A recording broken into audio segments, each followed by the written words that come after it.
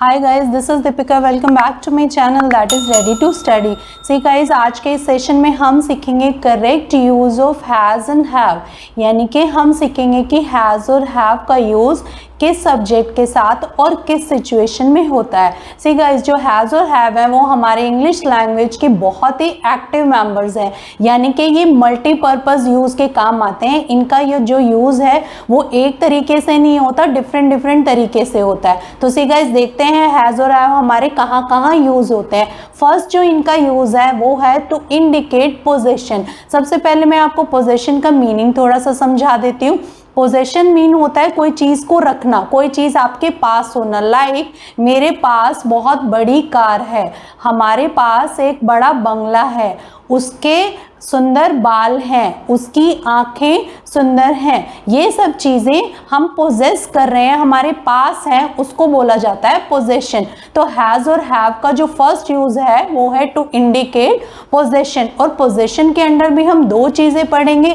First है things and second is about relation. देखिए, things हैं जो हम चीज़ें पोजेस करते हैं, और रिलेशन का कंसेप्ट मैं आपको आगे जब ये वीडियो स्टार्ट करेंगे तब मैं बताऊंगी। अभी पहले हम दूसरा यूज़ देख लेते हैं। सेकेंड यूज़ है इसका as a main verb.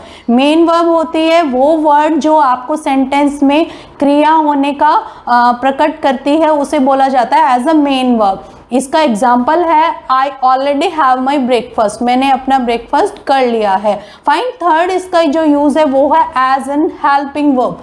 As a helping verb भी हम इन हैज़ और हैव को यूज़ करते हैं, और वो यूज़ करते हैं प्रेजेंट परफेक्ट टेंस में। जब हम टेंस वाली सीरीज पढ़ेंगे तो आपको ये बहुत जल्दी क्लियर हो जाएगा। आज के इस सेशन में हम पर्टिकुलरली ध्यान देंगे सीरियल नंबर 1 पर, that is your to indicate possession. Fine. तो स्टार्ट करते हैं आज का सेशन। सी गाइज, मैं आपको कुछ हिंदी में एग्जाम्पल दूंगी और एक रूल को फॉलो करते हुए हम उसको इंग्लिश में कन्वर्ट करेंगे, तो आपको समझ में आ जाएगा हैज़ और हैव का यूज़ कैसे करना है। फाइन। वन मोर थिंग कि हैज़ और हैव ऑलवेज यूज होते हैं प्रेजेंट टाइम में। फाइन। जब हम प्रेजेंट टाइम का सेंटेंस बना रहे होते हैं तो यूज़ होंगे हमारे हैज़ और हैव। तो आइए चलते हैं फर्स्ट जो सीरियल नंबर इनका यूज़ है उसको समझने में। सी गाइज, आप इस रूल को पहले नोट डाउन कर लीजिए। नोट डाउन क्या करने के लिए मैं आपको एक्सप्लेन कर देती हूँ।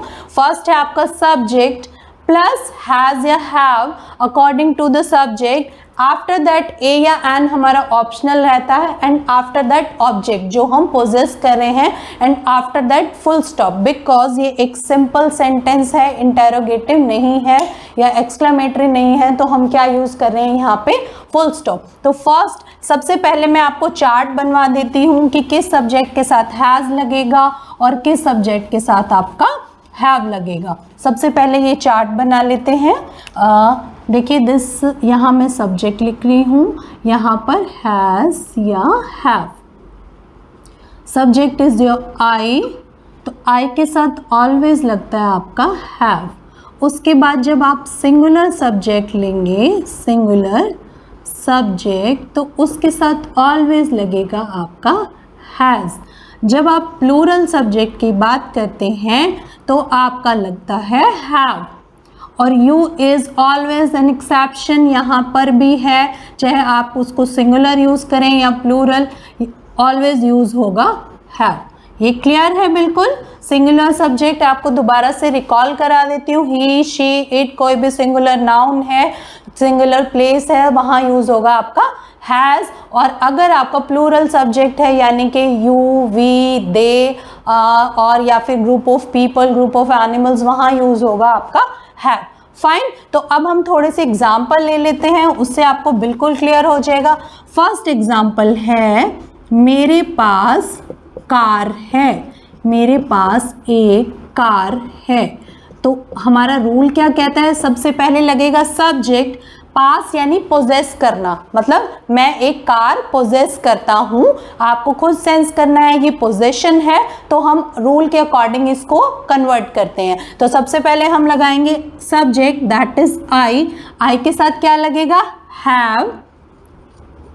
ए और एन इज ऑप्शनल, तो मैंने कार लिख दिया ऑब्जेक्ट, तो कार के साथ क्या लगेगा, a. I have a car. Fine, अब हम यूज देखते हैं हैज का। सी, मैं लिखती हूं उसके पास एक कार है, उसके यानी कि थर्ड पर्सन को हम ही या शी दोनों लिख सकते हैं। फाइन, तो उसके पास के लिए मैं क्या यूज करूंगी, फर्स्ट सब्जेक्ट ही, सपोज मैं ही लेती हूँ, ही के ही सिंगुलर, तो सिंगुलर के साथ हमारा लगेगा has, he has a car.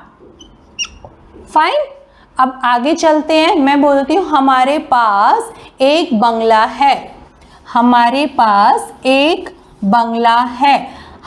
तो मैंने सब्जेक्ट क्या यूज करना है, वी के साथ क्या लगेगा, have, after that a bungalow.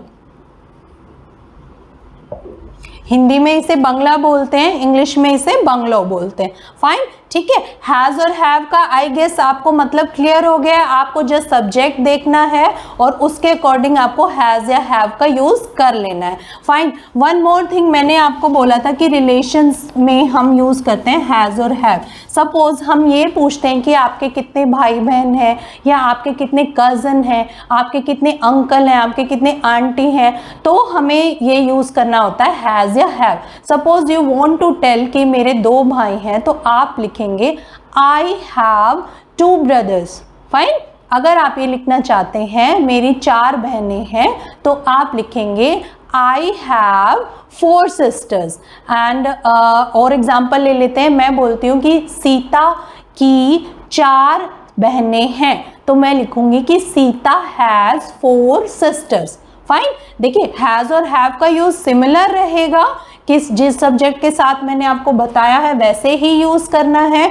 But जब आपको ये बताना हो कि आपके कितने भाई बहन हैं, कितने अंकल हैं, तो ये सब चीज़ों में भी आपका हैज और हैव यूज होता है। And one more point, what's the difference between sibling and cousin. देखिए सिबलिंग होता है, देखिए हम ये बोलते हैं कि मेरा एक भाई है, एक बहन है।